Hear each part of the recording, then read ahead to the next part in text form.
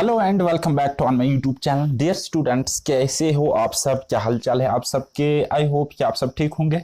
अच्छा, आपकी रिक्वेस्ट पर मैं लेके आया हूँ मैट्रिसेस एंड डिटर्मिनेंट्स का ये चैप्टर। जैसे कि आपको पता है क्रैश कोर्स चल रहा है मैथमेटिक्स का, तो 2 से 3 लेक्चर्स में 2 से 3 या 4 भी लग सकते हैं इस चैप्टर को कंप्लीट करने में। और मैं आपको क्या क्या पढ़ाऊंगा जेके एसएसबी एग्जाम्स में, चाहे हम फाइनेंस अकाउंट असिस्टेंट की बात करेंगे या जूनियर स्टैटिस्टिकल असिस्टेंट की बात करेंगे, दोनों एग्जाम्स में आपका मैट्रिसेस एंड डिटरमिनेंट्स का चैप्टर है। दोनों के हिसाब से मैं पढ़ाऊंगा। मैं आपको very basic to advance level तक ये चैप्टर यहां पे कंप्लीट करूंगा। और अगर हम जेके एसएसबी जेएसए यानी कि जूनियर स्टैटिस्टिकल असिस्टेंट की बात करेंगे, तो 2 चीजें और एक्स्ट्रा से दी गई है, खासकर उन पर जोर दिया गया है आपके सिलेबस में। वो क्या है? मैट्रिक्स एंड डिटर्मिनेंट्स में जो आप देख सकते हो, एक होता है guys Cramer's rule. Cramer's rule एक लंबा सा रूल होता है, क्रेमर्स रूल। मैं आपको वो भी बताऊंगा और उसका एक ऑल्टरनेट शॉर्टकट भी मैं आपको बताऊंगा कि किस तरह से आपको क्वेश्चंस के साथ डील करना है। और उसके अलावा साइमल्टेनियस लीनियर इक्वेशंस या साइमल्टेनियस इक्वेशंस जो मैट्रिक्स एंड डिटरमिनेंट्स में होता है, वो भी मैं आपको पढ़ाऊंगा। और जो बाकी टीचर्स ने पढ़ा है, मुझे पता है आप लोगों ने कहीं ना कहीं से जरूर पढ़ा होगा, लेकिन आई गारंटी कि आप मेरी लेक्चर्स को देखो, आपको कुछ ना कुछ एक्स्ट्रा सीखने को जरूर मिलेगा। आपको जरूर बाकी बच्चों से एज मिलेगी। क्योंकि एक बात मैं आपको कहूंगा, यहाँ पे कम से कम अगर हम पेड ही की बात करेंगे तो 20 से 30 हजार बच्चे पेड में पढ़ रहे हैं इस वक्त डिफरेंट डिफरेंट प्लेटफॉर्म्स पे। तो उनसे एज लेने के लिए आपको कुछ तो स्पेशल करना पड़ेगा, क्योंकि सिलेक्शन उसी का होता है जिसमें कुछ स्पेशल हो। ठीक, तो आपको स्पेशल बनना है, राइट। तो ये था आज का क्या बोलते हैं उसको, भाषण। तो वीडियो पर या मेरे चैनल पर पहली बार आए हो तो चैनल को सब्सक्राइब करना है और ज्यादा से ज्यादा लाइक करना है, अपने फ्रेंड्स के साथ शेयर करना है, और कहीं पे कोई डाउट आता है, कोई क्वेरी आती है तो कमेंट करना है। ओके, तो फर्दर आपको डिस्क्रिप्शन के लिंक पे मेरा नंबर भी मिलेगा, तो आप मुझे वहां से भी टेक्स्ट कर सकते हो, राइट। तो चलो स्टार्ट करते हैं हमारा आज का टॉपिक, जो क्या है मैट्रिसेस एंड डिटरमिनेंट्स। सबसे पहले हम मैट्रिसेस को यहां पे समझने की कोशिश करते हैं। कहता है मैट्रिसेस होता क्या है? A matrix is an ordered rectangular array. एक ऑर्डर्ड रेक्टेंगुलर एरे होती है जिसमें जो ये नंबर्स होते हैं या फंक्शंस, ये जो आपको एलिमेंट्स दिख रहे हैं ना, ये नंबर्स भी हो सकते हैं, ये फंक्शंस भी हो सकते हैं, ये रियल नंबर्स भी हो सकते हैं, एंड जो वो दूसरे वाले नंबर्स वो भी इसमें हो सकते हैं, यानी कि फंक्शंस भी लेते, नंबर्स भी लेते। शॉर्ट में याद रखो, ठीक। क्या होता है? एक रेक्टेंगुलर एरे होता है। अब जरूरी नहीं है रेक्टेंगुलर एरे है, स्क्वायर भी होता है, लेकिन स्क्वायर खुद भी क्या होता है? एक रेक्टेंगुलर ही होता है, एक रेक्टेंगल ही होता है। आप लोगों ने पढ़ा होगा कि every square is a rectangle but every rectangle is not square। so हम क्या कह सकते हैं? यहाँ पे स्क्वायर को भी हम रेक्टेंगल ही कह सकते हैं। तो यानी कि जब एक ऑर्डर रेक्टेंगुलर एरे आपको मिलेगी, जब आपको एक ऑर्डर्ड रेक्टेंगुलर एरे मिलेगी नंबर्स की एंड फंक्शंस की, नंबर्स की या फंक्शंस की, तो उसी को हम कहेंगे गाइस, क्या कहेंगे? ये एक मैट्रिक्स है, राइट। उसके बाद नेक्स्ट हम देखेंगे ऑर्डर ऑफ ए मैट्रिक्स। देखो गाइस, अगर हम मैट्रिक्स को दिखाते हैं तो हम कुछ इस तरह से दिखाते हैं, मैट्रिक्स को दिखाते हैं। Suppose this is 1 2 3 4। Okay guys, तो यहां पे देखो, ये जो आपको इस तरह से दिख रहे हैं ना लाइन्स, दो, इनको कहते हैं रोज। तो नंबर ऑफ रोज कितने हैं? यहाँ पे 2। ओके, और जो आप इस तरह वर्टिकली देखोगे, इस तरह से ये 1 3 2 4, तो इनको कहते हैं गाइस कॉलम्स। तो यहां पे कॉलम्स कितने हैं? 2 है। तो दिस इज 2 क्रॉस 2 मैट्रिक्स। ये जो आपको दिख रहा है ना 2 क्रॉस 2, इसी को कहते हैं ऑर्डर ऑफ ए मैट्रिक्स। इतना क्लियर? अच्छा गाइस, एक और मैट्रिक्स हम बनाते हैं, यहाँ पे एक और मैट्रिक्स बनाते। याद रखना, एक इस तरह से, यहाँ पे इस तरह से हम दिखाते हैं मैट्रिक्स को, और उसके बाद एलिमेंट्स हम लिखते हैं। सपोज 1 2 3 4 5 6। 1 2 3 4 5 6। तो आप मुझे बताओ नंबर ऑफ रोज। देखो गाइस, पहले रो लिखते हैं फिर कॉलम लिखते हैं, इस तरह से हम ऑर्डर दिखाते हैं। तो नंबर ऑफ रोज कितने हैं? 1 2 3। तो कितने हैं? Number of rose is 3। Okay, and number of columns कितने हैं? 1 2। Number of columns 2। तो जो आपका ये जो ऑर्डर ऑफ मैट्रिक्स बना वो क्या बना? 3 क्रॉस 2। 3 क्रॉस 2। आई होप कि यहां तक आपको क्लियर हुआ, अब कोई दिक्कत नहीं है। तो आगे देखते हैं हम टाइप्स ऑफ मैट्रिक्स। हम टाइप्स देखेंगे मैट्रिक्स की क्या क्या होती है। एक मैट्रिक्स को हम कहते हैं कॉलम मैट्रिक्स। कब कहेंगे हम मैट्रिक्स को कॉलम मैट्रिक्स? तभी कहेंगे जब उसमें रोज कितने भी हो सकते हैं, 1 2 3 4, कितने भी रो हो सकते हैं, लेकिन एक ही कॉलम होगा, एक ही कॉलम होगा। यानी कि ये इस तरह से गिवन होगी। इसका रेक्टेंगुलर एरे जब आप बनाओगे वो कुछ इस तरह से बनेगा। ओके, तो इसको हम कहते हैं गाइस कॉलम मैट्रिक्स, राइट। दूसरा होता है रो मैट्रिक्स। रो मैट्रिक्स हम उसी मैट्रिक्स को कहेंगे जिसमें आपको एक रो मिलेगी और कॉलम्स पे ये डिपेंड नहीं, कॉलम्स 2 भी हो सकते, 3 4 5 6 ज्यादा हो सकते हैं, लेकिन रो आपको एक ही मिलेगी। तो उस मैट्रिक्स को हम कहेंगे row matrix. Clear? Excuse me, right. तो नेक्स्ट हम देखेंगे पॉइंट नंबर 3, जो कि आपको दिख रहा है स्क्वायर मैट्रिक्स। स्क्वायर मैट्रिक्स मतलब क्या होता है गाइस? स्क्वायर मैट्रिक्स का मतलब होता है when you have number of rows and number of columns equal. अगर आपके पास number of rows and number of columns equal होंगे, यानी कि यहां पे 1 2 रोज है एंड 1 2 कॉलम्स है, तो हम कहेंगे number of rows equal to number of columns. ठीक, रो किसके इक्वल है? कॉलम के इक्वल है, तो हम इसको कहेंगे स्क्वायर मैट्रिक्स। क्या कहेंगे गाइस? स्क्वायर मैट्रिक्स भी कहेगी या स्क्वायर मैट्रिक्स कहेंगे। ओके जी, इतना क्लियर। नेक्स्ट हमारे पास होता है आइडेंटिटी मैट्रिक्स। आइडेंटिटी मैट्रिक्स पढ़ो या आइडेंटिटी मैट्रिक्स पढ़ो। ओके, तो इसमें क्या होता है? सारे आप हॉरिजेंटली जाओ या आप वर्टिकली आओ, आप इस तरह से देखो, आप यहां से यहां जाओ, रो को देखो या कॉलम का देखो, हर एक रो का एंड हर एक कॉलम का प्रोडक्ट जो प्रोडक्ट होगा, मल्टीप्लिकेशन होगा, वो 0 होगा। वो क्या होगा? 0 होगा, एक्सेप्ट इसकी एक डायगोनल। देखो गाइस, इनको हम कहते हैं डायगोनल। जब आप इस तरह से प्रोडक्ट करोगे, एक डायगोनल का प्रोडक्ट तो 0 ही मिलेगा, लेकिन कोई एक डायगोनल इस का जब आप प्रोडक्ट लोगे तो उस डायगोनल का प्रोडक्ट आपको मिलता है 1 के इक्वल, तो उसी को हम कहते हैं आइडेंटिटी मैट्रिक्स। तो मैंने फर्स्ट एग्जांपल ऑर्डर 2 की ली है, तो ऑर्डर 3 की आप खुद देख लो। देखो गाइस, यहां पे इस लाइन का प्रोडक्ट 0, इसका प्रोडक्ट 0, इसका प्रोडक्ट 0, देन उसके बाद यहां से प्रोडक्ट 0। ओके, देन उसके बाद यहां पे देखो इस डायगोनल का, ये जो डायगोनल आपको दिख रही है, इसका प्रोडक्ट भी 0, लेकिन जब आप यहां पे करोगे product 1 into 1 that is equal to 1। So हम कह सकते हैं यहां पे 3 क्रॉस 3 मैट्रिक्स में एक डायगोनल का product is 1, so we can say it is an identity matrix. Okay, next point number 5 we have zero matrix. हम किसको कहेंगे? जीरो मैट्रिक्स हम उस मैट्रिक्स को कहेंगे जिसके सारे एलिमेंट्स क्या होंगे? 0 0 0 0 0 0 0 0 सारे एलिमेंट्स होंगे, उसको हम कहते हैं zero matrix. Are you getting my point?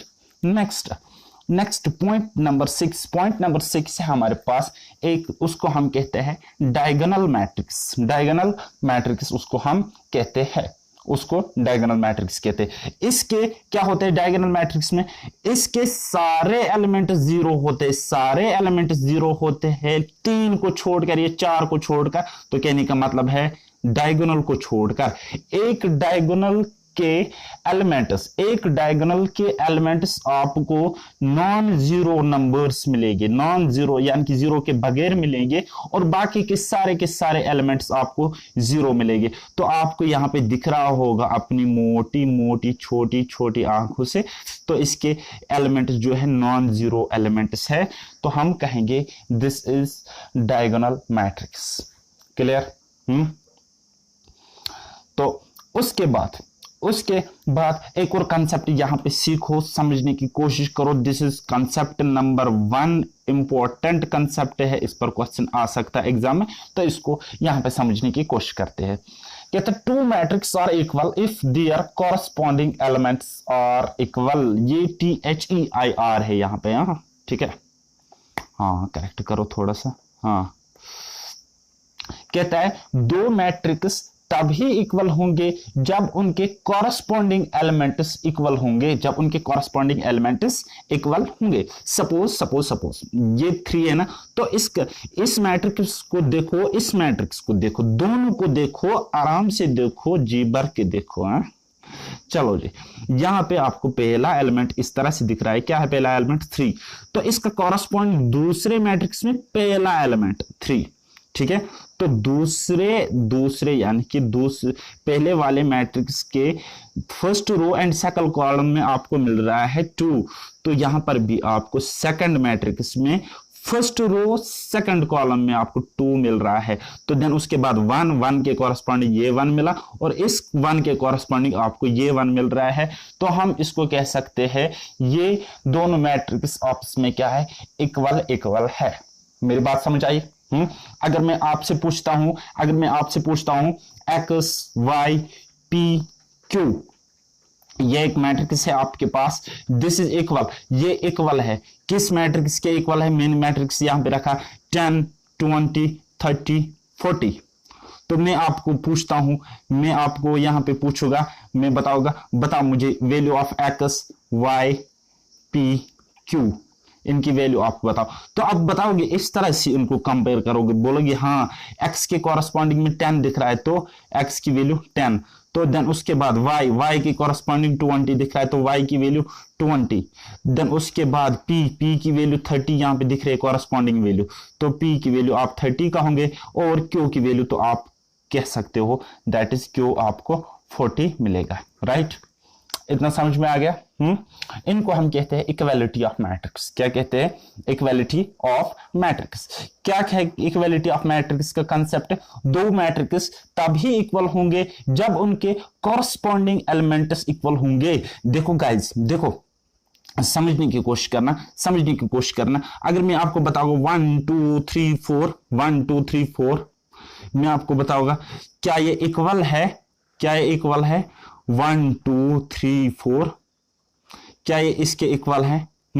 इसके इक्वल है, तो आप बताओगे नहीं सर, ये दोनों मैट्रिक्स आपस में इक्वल क्यों नहीं है? क्योंकि यहां पे इसका कॉरस्पॉन्डिंग यहां पे 3 है, लेकिन यहां पे तो इक्वल हमें नहीं मिल रहा है, यहां पे 2 यहां पे 3।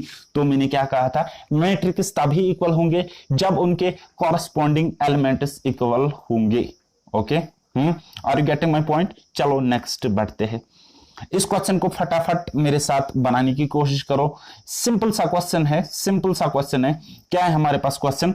a माइनस बी, ये है आपका एक एलिमेंट इस मैट्रिक्स का, देन उसके बाद दूसरा एलिमेंट से इसी मैट्रिक्स का 2a plus C, then 2a minus B, 3a minus 3c plus D, 3c plus D, ये इक्वल है किनके इक्वल? इसके इक्वल। तो मैंने आपको कहा था, क्या कहा था याद करो? मैंने आपको कहा था पहली मैट्रिक्स का पहला एलिमेंट इक्वल होगा दूसरी मैट्रिक्स के उसके कॉरस्पॉन्डिंग एलिमेंट के साथ, यानी कि कॉरस्पॉन्डिंग एलिमेंट्स एक दूसरे के साथ समान होंगे, इक्वल होंगे, बराबर होंगे। तो यहाँ पे 2a माइनस बी इक्वल होना चाहिए किसके? 0 के, और 3c प्लस डी किसके इक्वल होना चाहिए? 13 के इक्वल होना चाहिए। बस आपको क्या करना है, इन दोनों को, इन चीजों को आप इक्वेट करोगे, यानी कि a माइनस बी आपको -1 के इक्वल रखना है, तो आपको वैल्यूज 1 by 1 मिल जाएंगे। अगर आपको समझ फिर भी नहीं आता तो क्वेश्चन देख लो। देखो गाइस, a माइनस बी तो किसके? -1 के इक्वल है, तो यहाँ पे 2a plus C 5, 2a minus B 0, 3c plus D 13 मिलता है। तो इसको गठ जोड़ करोगे तो आपको वैल्यूज मिल जाएगी। अगर आपको ये क्वेश्चन नहीं आया, सॉल्व करना नहीं आया, तो मुझे बताना, घबराना नहीं, डरना नहीं, मैं आपको ये क्वेश्चन फिर कराऊंगा। वैसे भी मैं आपको एमसीक्यूज कराता हूं चैप्टर के बाद, तो मैं आपको ये क्वेश्चन कराऊंगा। ओके जी। नेक्स्ट होता है हमारे पास ऑपरेशन ऑन मैट्रिसेस। ऑपरेशन में क्या होता है? ऑपरेशन में होता है एक तो हमें एडिशन होता है, सब्ट्रैक्शन होता है, एंड उसके बाद मल्टीप्लिकेशन या प्रोडक्ट जिसको हम कहते हैं वो होता है। ओके, हालांकि डिवीजन भी होता है, तो वो तो आप सीख ही लोगे जब आपको मल्टीप्लिकेशन आएगा। तो ये 4 ऑपरेशंस हम सीखेंगे जो कि मोस्ट इंपॉर्टेंट है आपके एग्जामिनेशन पॉइंट ऑफ व्यू के हिसाब से। ओके, इतना समझ आ रहा है? कहीं मैं तेज तो नहीं पढ़ा रहा हूं? तो चलो, एक क्वेश्चन है हमारे पास एडिशन ऑफ मैट्रिक्स। तो मैं आपको एक एग्जांपल यहां पे बताऊंगा और आप फिर कर लोगे। एडिशन ऑफ मैट्रिक्स, सपोज आपके पास ए मैट्रिक्स है, यानी कि मैं आपको कहूंगा एक मैट्रिक्स है आपके पास 1 2 3 4, this is one matrix, and और एक मैट्रिक्स है आपके पास, और एक मैट्रिक्स है आपके पास 3 9 12 11, 3 9 12 11। ओके जी, तो इनका एडिशन किसके इक्वल होगा? इनका एडिशन किसके इक्वल होगा? जब आपको एडिशन करना पड़ेगा तो किसके इक्वल होगा? यहां पे ध्यान से देखो, यहां पे ये पहला, यहां पे ये पहला, इनका सम हो जाएगा, इनका सम हो जाएगा। सो 1 प्लस 3 कितना होता है? 1 प्लस 3 4 के इक्वल आएगा। देन यहां पे फर्स्ट रो में सेकंड एलिमेंट, फर्स्ट रो में सेकंड एलिमेंट। ओके जी, first row second element, first row second element, या आप कहोगे मुझे फर्स्ट रो सेकंड कॉलम, ये हो गया फर्स्ट रो सेकंड कॉलम। फिर यहां पे फर्स्ट रो सेकंड कॉलम वाला एलिमेंट यानी कि 9, यानी कि 2 के कॉरेस्पॉन्डिंग आपको 9 दिख रहा है, सो 2 प्लस 9 किसके इक्वल? 11 के इक्वल। देन उसके बाद 3 के कॉरेस्पॉन्डिंग आपको 12 मिल रहा है, सो 3 प्लस 12 कितना होता है? 15 होता है। एंड 4 प्लस 11 कितना होता है? शायद 15 ही होगा। तो ये आपका मिल रहा है एडिशन ऑफ ए मैट्रिक्स, या हम जिसको कहते हैं सम निकालना है, एड निकालना है, या एडिशन ऑफ मैट्रिक्स। तो आपको इस तरीके से क्वेश्चंस बनाने हैं। ओके जी, बिल्कुल इजी सी बातें है, आसान सी बातें, आपको ये सॉल्व होनी चाहिए आपसे, कोई मसला नहीं है। तो एक पॉइंट है, एक मैट्रिक्स है हमारे पास ए, दूसरा मैट्रिक्स है बी, तो आपको निकालना ए प्लस बी, यानी matrix A plus matrix B, you have to find. Okay, तो क्या करना है? पहला तो यहाँ पे 10 कॉरस्पॉन्डिंग को आपको जोड़ना है, तो यहाँ पे मैंने फेले लिखा है इसको इस तरीके से। देन उसके बाद अल्टीमेटली आपको यहाँ पे आंसर मिलेगा। देखो गाइस, 5 प्लस ये वाला 10 तो 15। देन उसके बाद 10, यहाँ पे देखो 10 प्लस 15 कितना होता है? 25 होता है। 15 प्लस 20 कितना होता है? 35 होता है। Then 20 plus 50 70। 30 प्लस 10 कितना होता है? 40 होता है। 40 प्लस 30 कितना होता है? 70 होता है। Then 5 plus 5 10, 10 plus 10 20, and 20 plus 20 equals to 40। So ये आपका आंसर रहेगा जिसको हम कहते हैं addition of a matrix. Okay, समझ में आया, मगज में आया? नेक्स्ट क्वेश्चन देखते हैं फटाफट यहाँ पे, जिसको हम कहते हैं subtraction of a matrix. Subtraction of matrix का मतलब क्या होता है? सपोज मैं आपको यहाँ पे एक मैट्रिक्स बनाता हूं आपके लिए, यहाँ पे 10 20 30 40, ये एक आपके पास एक मैट्रिक्स है, और इसका हम नाम रखेंगे ए। और बी मैट्रिक्स फिर मैंने आपके लिए बनाई, बी मैट्रिक्स है आपके पास, सपोज 5 10 15 20, ये मैंने बी मैट्रिक्स बनाई। तो अगर आपसे मैं पूछता हूं ए माइनस बी किसके इक्वल होएगा? ए माइनस बी किसके इक्वल होगा? ए माइनस बी किसके इक्वल होएगा? सो उसका आप निकालोगे। 10 माइनस 5 कितना होता है? 10 minus 5 equal to 5। Then 20 minus 10 कितना रहता है? 20 माइनस 10 10। देन 30 माइनस 15 कितना होता है? 15। ओके, सो 40 माइनस 20 कितना रहेगा? 20 रहेगा। तो ये आपका आंसर मिलेगा। यानी कि यहां पर भी क्या होता है? कॉरस्पॉन्डिंग एलिमेंट्स पर ऑपरेशन हम करते हैं, कॉरस्पॉन्डिंग एलिमेंट्स पर हम सर्जिकल से ट्राई करते हैं, या तो ऐड करते हैं या तो सब्ट्रैक्ट करते हैं, बात खत्म। ओके, चलो जी, एक और इंपॉर्टेंट कंसेप्ट, ये थोड़ा सा इंपॉर्टेंट है क्योंकि इसमें बच्चे कंफ्यूज हो जाते हैं। हालांकि 2x2 टेबल में ये क्वेश्चंस बना लेते हैं बच्चे, लेकिन जब मैं उनको कोई टेबल नहीं कहना चाहिए, मैट्रिक्स कहना चाहिए। 2x2 मैट्रिक्स में इजीली डन है बच्चे, वो कर लेते हैं। 2x3 मैट्रिक्स में फंस जाते हैं और 3x3 मैट्रिक्स में भी फंस जाते हैं बच्चे। ओके जी, तो लेकिन एक बारी में आपको समझाऊंगा, बार बारी आपको प्रैक्टिस खुद करनी पड़ेगी। ओके जी, समझ में आ रहा है, मगज में आ रहा है। तो मैंने आपको रो एंड कॉलम का फंडा बता दिया है पहले ही। तो इसको अगर हम इस तरीके से देखेंगे तो रो, इस मैट्रिक्स को अगर हम एलिमेंट्स को इस तरीके से ले लेंगे तो कॉलम। आई बात समझ? बात आई समझ? अगर आपके पास ए मैट्रिक्स गिवन है, बी मैट्रिक्स गिवन है, तो उनका प्रोडक्ट किसके इक्वल होगा, उनका प्रोडक्ट किसके इक्वल होगा। तो ध्यान रखना, यहां पे समझने की कोशिश करना। हाँ, अब यहां पे समझने की कोशिश करो ध्यान से। ये आप ले लो फर्स्ट रो, लिया? बोलोगे हाँ सर ले लिया। ये आप ले लो फर्स्ट कॉलम, लिया? बिल्कुल लिया। फर्स्ट रो का फर्स्ट एलिमेंट इनटू करेंगे फर्स्ट कॉलम का फर्स्ट एलिमेंट, यानी कि ये 6, यहां पे पहला कौन आपको दिख रहा है, 2 दिख रहा है, तो 2 के साथ प्रोडक्ट 6 2 और 12। ओके, प्लस प्लस प्लस, बात यहीं पे खत्म नहीं होती, आगे बढ़ती है। 9 से इस 7 को प्रोडक्ट करेंगे, सो 9 इंटू 7 कितना होता है, 63 होता है। ओके जी, अब इस ये जो रो आपको दिख रही है ना 6 9 जिसके एलिमेंट्स है, इससे हमने सर्जिकल स्ट्राइक करी इस पहले कॉलम को, अब दूसरी कॉलम को भी करना है, दूसरी कॉलम को भी करना है। तो क्या करेंगे, 6 से पहले 3 के साथ, फिर 9 से करेंगे 1 के साथ और दोनों का add. So 6 3 are 18। Okay okay okay, plus 9 1 are 9। Okay जी, अगर कहीं पे आपको माइनस आता है तो साइन एज इट्स आपको लिखना पड़ता है साथ साथ, तो बाद में वो सॉर्ट आउट हो जाता है। ओके जी, चलो ये हो गया एक बात। दूसरी बात समझो। अब एक का फंडा तो हमने खत्म किया, ये वाली रो का हमने काम तमाम कर दिया। तो दूसरी वाली रो रहती है ना, दूसरी वाली रो जिसके एलिमेंट्स आपको है 2 और 3।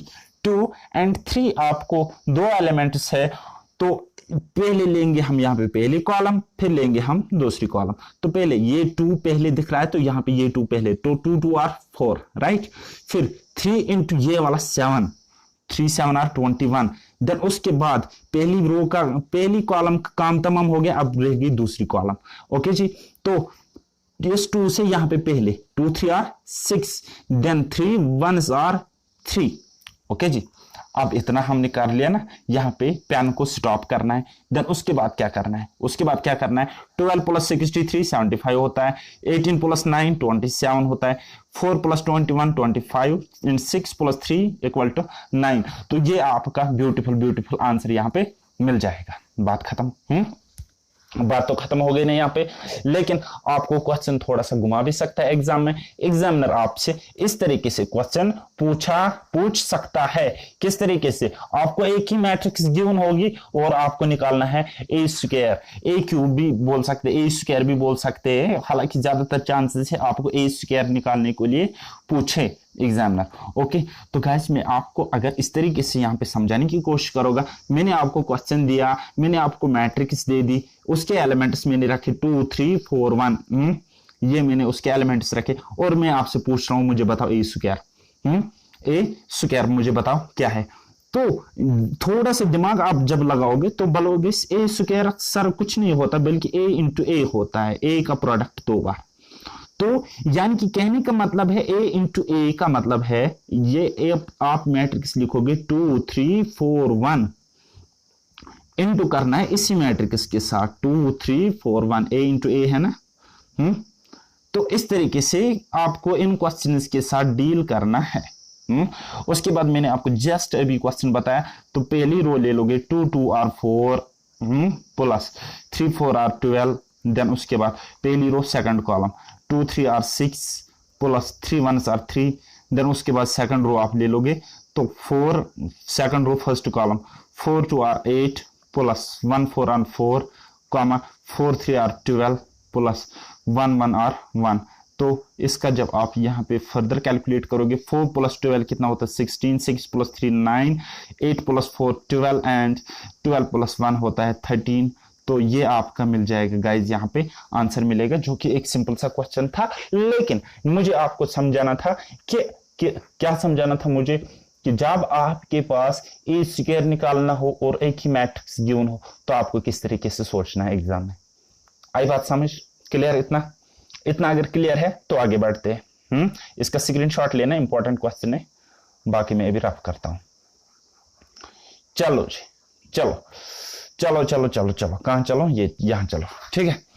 तो ये आपके पास है क्वेश्चन, ये आपके पास क्वेश्चन है। अच्छा, ये क्या है? This is 3x3 matrix, 3x3। तो इस क्वेश्चन को आप बना लेना, दिस इज योर होमवर्क। हाँ, मैंने भी यहाँ पे पेंडिंग रखा है, खासकर स्पेशली आप लोगों के लिए रखा है। तो बस आपको क्या करना है, यहाँ पे इस तरीके से लेनी है रो, फिर इस तरीके से लेने हैं कॉलम, 1 2 3 कॉलम्स के साथ ऑपरेशन करना है। फिर उसके बाद आपको यहाँ पे लेनी है सेकंड रो, फिर first column, second column, third column के साथ, फिर लेनी है थर्ड रो, फिर यहाँ पे first column, second column, third column के साथ। यानी कि लंबा चौड़ा काम पड़ जाएगा आपको 5 मिनट के लिए, लेकिन आप इसको ट्राई कर लेना। This is your homework. आप थोड़ा सा गर्म हो जाओगे और आपकी प्रैक्टिस भी हो जाएगी। चलो जी, नेक्स्ट कंसेप्ट हम सीखते हैं। यहां पे नेक्स्ट कंसेप्ट सीखने से पहले मैं आपको एक बात समझाता हूं। ट्रांसपोज ऑफ मैट्रिक्स हम किसको कहते हैं? ट्रांसपोज ऑफ मैट्रिक्स किसको कहते हैं? ऊपर से अभी रट्टा मारो, मैं अभी आपको प्रूफ करके दे दूंगा ये, ठीक है। तो पहले देखो, ट्रांसपोज किसको कहते हैं? जब हम इंटरचेंज करते हैं रोज एंड कॉलम्स, यानी कि रो को हम बनाएंगे कॉलम, रो को हम बनाएंगे कॉलम, या सॉरी, हाँ जी, देखो गाइस, ये जो आपको कॉलम दिख रही है ना, इसको हम क्या करेंगे काम, इसको ये जो आपको कॉलम दिख रही है, इसको हम रो में लिखेंगे, इस तरीके से लिखेंगे, ये जो मैंने लिखी है यहाँ पे। और जो आपके कॉलम्स है उनको हम, जो आपके रोज है उनको हम कॉलम्स में लिखेंगे, उनको हम कॉलम्स में लिखेंगे। तो उसी को हम कहते हैं ट्रांसपोज, उसी को हम कहते हैं ट्रांसपोज करना। फॉर एग्जाम्पल, मैं आपको यहां पे समझाने की कोशिश करता हूं। हमारे पास एक मैट्रिक्स है 1 2 3 4 5 6, ये आपके पास एक मैट्रिक्स है। सपोज ये है ए, मैट्रिक्स ए। तो इसका ट्रांसपोज जो होगा ना, उसको हम ए ट्रांसपोज इस तरीके से लिखते हैं। तो इसका जो ए ट्रांसपोज होगा ना गाइज, वो हम इस तरीके से लिखेंगे। सो ए ट्रांसपोज किसके इक्वल होगा? किसके इक्वल होगा? 1 2, ये क्या आपके पास है? रो है 1 2, तो इसको हम कॉलम बनाएंगे 1 2। देन उसके बाद ये आपके पास रो है ना, 3 4, तो हम इस तरीके से लिखेंगे 3 4। देन उसके बाद आपके पास ये एक रो है, तो 5 6, यहाँ पे रो थी तो यहाँ पे हमने कॉलम बना लिया। ओके जी, तो कहने का मतलब है यहाँ पे आपको देखने को मिलता था 1 3 5 एक कॉलम, तो यहाँ पे वो बन गई आपके पास एक रो।